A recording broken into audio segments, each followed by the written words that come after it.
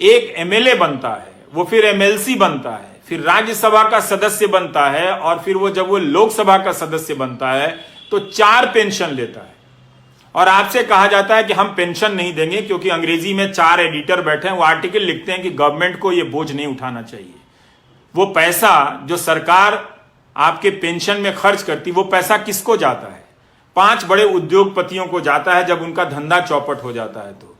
तो सरकार जनता का टैक्स लेकर जनता का पालन पोषण ना करे और 4 उद्योगपति का धंधा डूब जाए तो उनको 5 लाख करोड़ दे और 2.5 लाख करोड़ आपके पेंशन पर खर्च ना करे।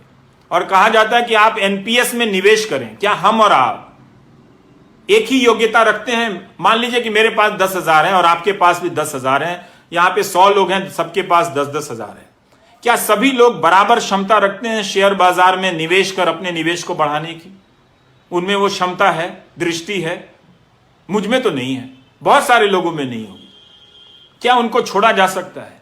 इसलिए आपकी मेहनत की कमाई टूटती जा रही है और यह प्रक्रिया चली आ रही है लंबे समय से। इसी का नतीजा यह हुआ है कि हम आज इस मोड़ पर पहुंचे हैं कि हमारी अर्थव्यवस्था ठप हुई है, नौजवान बेरोजगार हो गया है।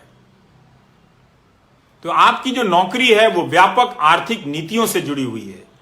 अगर आप इसको नहीं लाएंगे बहस के केंद्र में, इसे मुद्दा नहीं बनाएंगे, इस पर आप अपने आप को नहीं आजमाएंगे, तो मेरे दोस्तों, ये बीच बीच में मेरी 40,000 की नौकरी, मेरी 50,000 सदस्यों की नौकरी, इसको लेकर आप लड़ते रह जाओगे। कोई फायदा नहीं होगा। 17 सितंबर को आपने इतना बड़ा आंदोलन किया, कोई फायदा नहीं हुआ। आप मेरी बात को सुनो, मेरे बारे में जो अफवाहें फैला रहे हैं वो फैलाते रहें।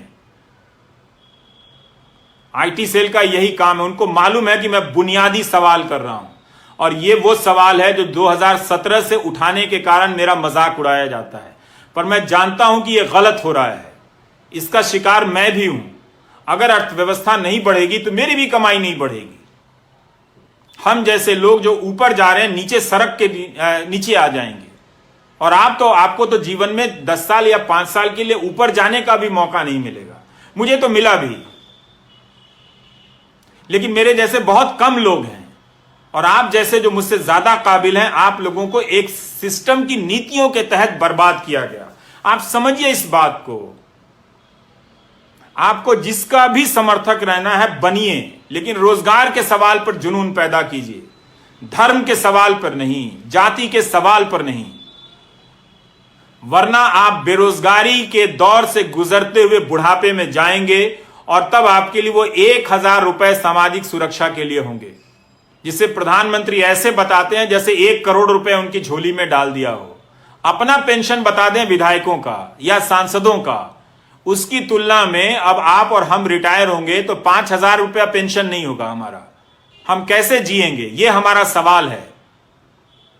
ऐसा नहीं है कि सरकार के पास पैसा नहीं है। अगर सरकार 10-10 लाख करोड़ रुपए बड़े उद्योगपतियों के बेलआउट पे खर्च कर सकती है, जो संख्या में सिर्फ 10 होते हैं या 100 होते हैं, तो सारे सरकारी कर्मचारियों को सरकार पेंशन दे सकती है। आपने 20 साल का यह दौर बिना पेंशन का देख लिया। कई लोगों ने जो ग्रामीण डाक सेवा में काम करते हैं, उनके किसी एक बच्चा बाहर के देश में नौकरी करता था, उसने लिखा कि यह समस्या बहुत बड़ी है, हमारे पिताजी और उनके दोस्तों का की पेंशन नहीं आ रही है, आप उठाइए। ये 2018 की बात होगी या 19 की बात होगी। तो मैं इस विभाग को नहीं जानता था, तो उस लड़के ने कहा कि मैं न्यूजीलैंड या कहीं हूं तो मैं कमाकर अपने पिता को भेज देता हूं। पर उन्हें बहुत शर्मिंदगी होती है कि सरकारी नौकरी में 40 साल रहने के बाद भी बुनियादी जरूरतों के लिए बेटे पर निर्भर हैं। अच्छी बात है कि उनका बेटा भेज देता है, पर बहुतों के घर में ऐसी परिस्थितियां नहीं होंगी।